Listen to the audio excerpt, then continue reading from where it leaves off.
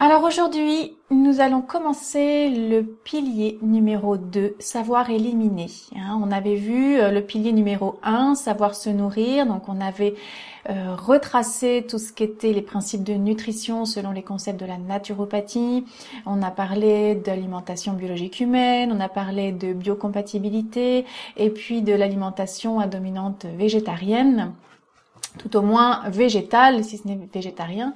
Et donc on a bien débroussaillé tout ça, et on a vu que c'était pas si simple, qu'il n'y avait pas forcément d'alimentation spécifique pour toute la population humaine, mais qu'il fallait vraiment individualiser au mieux en fonction de son tempérament, de sa vitalité, mais d'une manière générale, eh bien cette alimentation, elle avait un but. C'était simplement de nous permettre d'être en pleine santé. Et donc, c'est vraiment le message que j'ai voulu vous faire passer avec ces différents cours que nous avons traversés ensemble. Et donc maintenant, une fois que l'alimentation est dans notre organisme, bien évidemment, il y a tout un travail qui est effectué entre-temps, eh bien, il va falloir éliminer tout ce qui est déchets issus de ce travail. Donc c'est ce qu'on va voir à partir d'aujourd'hui et pour les prochains cours. Et vous allez voir qu'il y a quand même beaucoup de choses à faire pour pouvoir éliminer.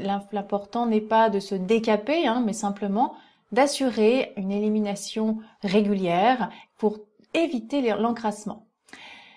Alors on va commencer cette première partie en retraçant de grands principes d'élimination. Donc on en avait un peu parlé dans tout ce qu'on avait vu dans les cures qu'on avait vu dans, je crois que c'était le cours pratique naturopathique d'ailleurs.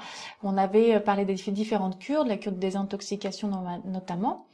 Et donc là on va reprendre certains principes mais surtout les approfondir.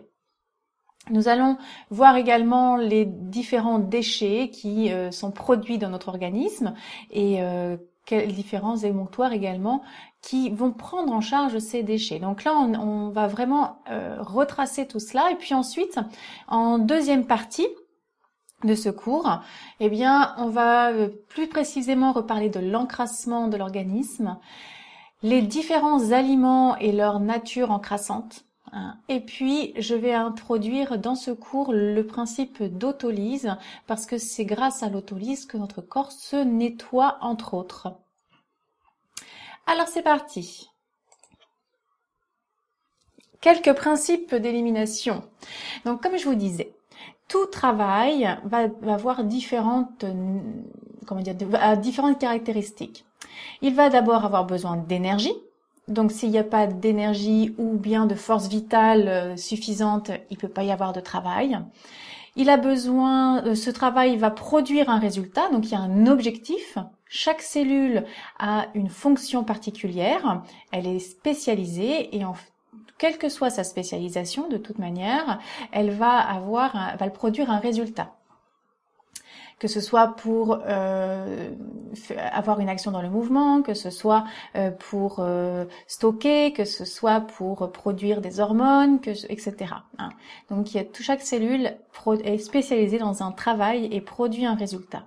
Et tout ce travail va avoir aussi des déchets. Il y a besoin donc d'énergie pour obtenir un résultat et on va avoir aussi des déchets de produits avec ce travail. Alors, tout ça, la capacité à métaboliser, donc c'est-à-dire à transformer les déchets et puis à les éliminer en dehors de l'organisme, c'est directement lié à la constitution, au tempérament et au niveau de vitalité. Ça veut dire qu'il y a des tempéraments, des constitutions d'abord, puis des tempéraments qui vont avoir tendance à soit accumuler des déchets, parce qu'ils ont une vitalité qui est constitutionnellement plus basse, ou soit tout simplement parce que même s'ils ont une bonne constitution, eh bien la vitalité est tout le temps dans les chaussettes, et donc le corps ne va pas pouvoir faire sortir ces déchets. Mais d'une manière générale, il faut savoir qu'il y a quand même des prédispositions, des facilités à bien gérer ces déchets que le corps soit produit ou bien que nous ingérons, que la personne ingère. Et il y a des personnes qui auront beaucoup plus de difficultés à gérer ces déchets. Donc c'est tout l'important de bien connaître son tempérament, ses aptitudes, et en fonction de cela, eh bien, de mettre en place régulièrement des cures d'élimination si votre organisme, votre tempérament nécessite un soutien de ce côté-là. Donc, on peut observer que plus la vitalité est forte, plus le corps va éliminer. Mais il va pas éliminer de manière que régulière, mais aussi souvent spectaculaire. C'est souvent des éliminations qui sont un peu très brutales. Par exemple, ça peut être des crises de diarrhée juste ponctuelles, ça peut être une grosse fièvre sans forcément avoir de maladie, de microbes. Ça peut être des vomissements, voilà. C'est vraiment lié directement à l'intensité des éliminations est liée directement à la vitalité, au niveau de vitalité. Donc on a tout intérêt à vraiment maintenir un niveau de vitalité haut dans notre organisme de toutes les manières pour pouvoir permettre au corps de se libérer, de nous faire le nettoyage.